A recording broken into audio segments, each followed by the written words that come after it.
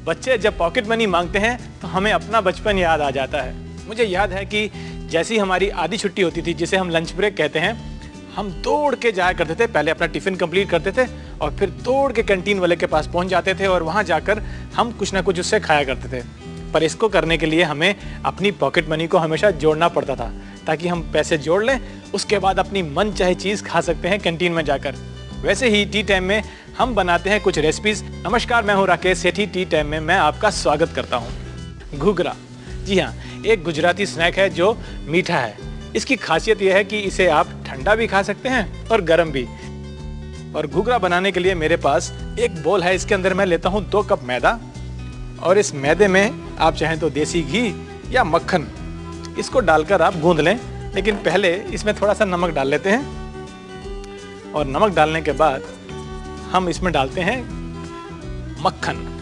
मक्खन बिल्कुल ठंडा होना ज़रूरी है ताकि इससे आप अच्छे से गूंद सकें और एक खस्तापन इसमें आ जाए। मक्खन बिल्कुल चिल्ड है, इसलिए इसको हम उंगलियों की सहायता से मिक्स करेंगे मैदे के साथ और एक डो तैयार कर लेते हैं। और थोड़ी बहुत ज़रूरत पड़ी तो हम पानी डाल लेंगे और इसको अच्छे से गूंद लेंगे।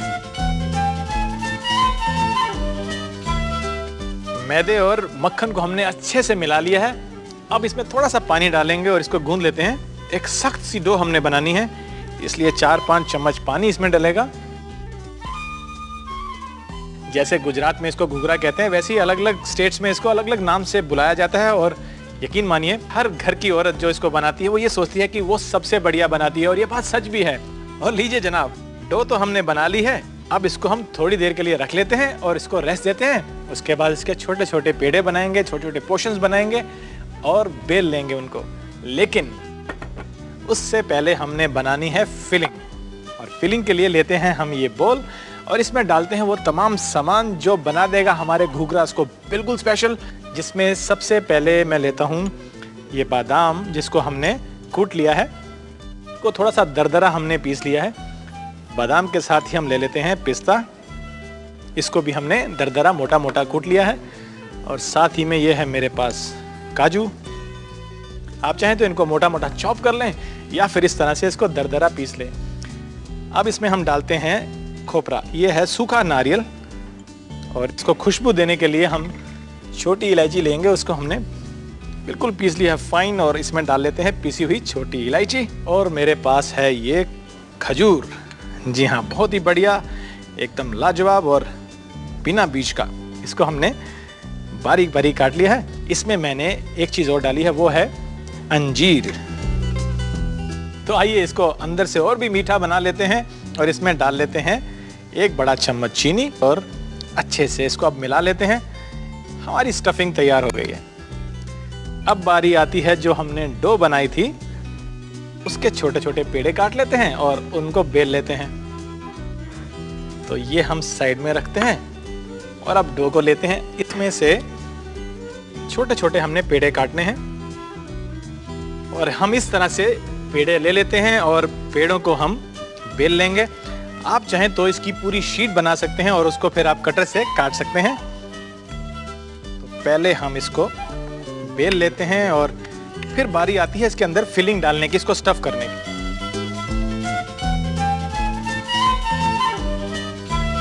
फिलिंग डालने से पहले हम लेंगे एक मोल्ड। अब मोल्ड आपकी मनपसंद शेप का हो सकता है। कई तरह के मोल्ड बाजार में मिलते हैं, लेकिन ये डिज़ाइन मुझे सबसे ज़्यादा पसंद था, इसलिए हम लेंगे इस मोल्ड को और इस बेले हुए हिस्से को हम इसमें रख देंगे और थोड़ा सा इसको दबाते हुए, और जो फिलिंग हमने बनाई है वो इसमें हम डालेंगे। थोड़ी सी फिलिंग डालने के बाद इसके एजेस को हम बंद कर देंगे। आप चाहें तो यहाँ थोड़ा सूखा पानी लगा सकते हैं और उसके बाद इसको आप बंद कर दीजिए। और बंद करने के बाद ये सारी एक्स्ट्रा डो हम निकाल लेंगे। सभी डो को निकालने के बाद आइए इसी तरह से हम तैयार कर लेते हैं बाकी के घूघरास भी। पहले इसको हम निकाल लें और इस तरह से हम बना लेते हैं घूघरास। इन्हें एक प्लेट में रख लेते हैं और एक बारी फिर से हम बेली हुई डो से फिलिंग डालेंगे इसके अंदर।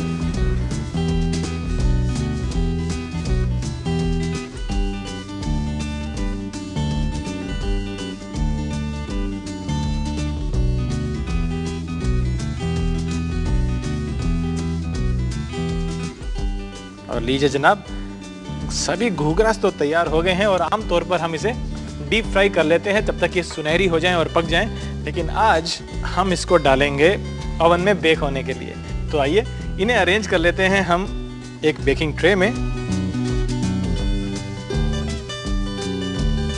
और उसके बाद इसे हम मिल्क वॉश करेंगे। मिल्क वॉश का मतलब है कि हम दूध इसके ऊपर थोड़ा सा कोट करेंगे ब्रश के द्वारा।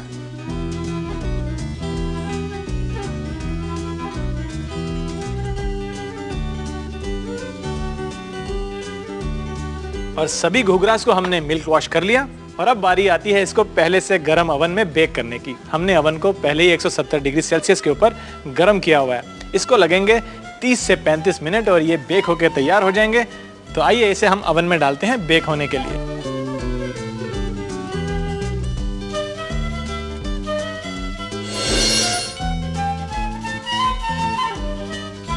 थोड़े से गर्म है, लेकिन मैं इन्हें गर्मा गर्म ही खाना चाहता हूं, इसलिए मैं इन्हें निकाल लेता हूं। और उसके बाद जैसे कि मैं आपसे कह रहा था कि इसको खाने का एक तरीका है।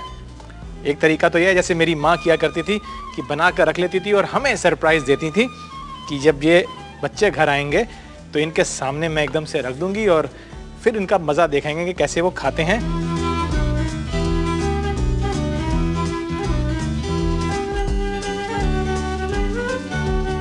ऐसी रेसिपी जो सदियों से आप अपनी माँ से या दादी से या नानी से सुनते आए हैं, बनवाते आए हैं, देखते आए हैं और खाते भी आए हैं। तो मैं क्या बता रहा हूँ आपको खाने के बारे में, मैं सिर्फ आपको बता सकता हूँ बनाने के बारे में। तो आइए देख लेते हैं इसका एक रिकैप।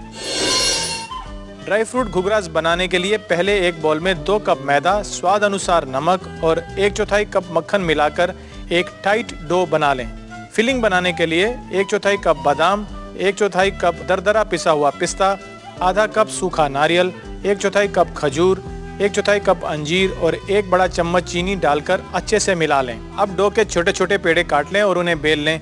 फिर इसमें तैयार फिलिंग भरकर चारों तरफ पानी लगाकर इन्हें बंद कर लें और एक घुघरा की शेप दे दें। इन तैयार घुघरास को एक बेकिंग ट्रे में रखें, ऊपर से थोड़ा सा दूध से ब्रश करें और प्री हीटेड ओवन में 170 डिग्री सेल्सियस पर इसको बेक करें। ठंडा होने के बाद इन्हें सर्व करें। जब भी घर में कुछ मीठा बनता है लगभग सारा मैं ही खा लेता हूँ, मुझसे तो रुका ही नहीं जाता है।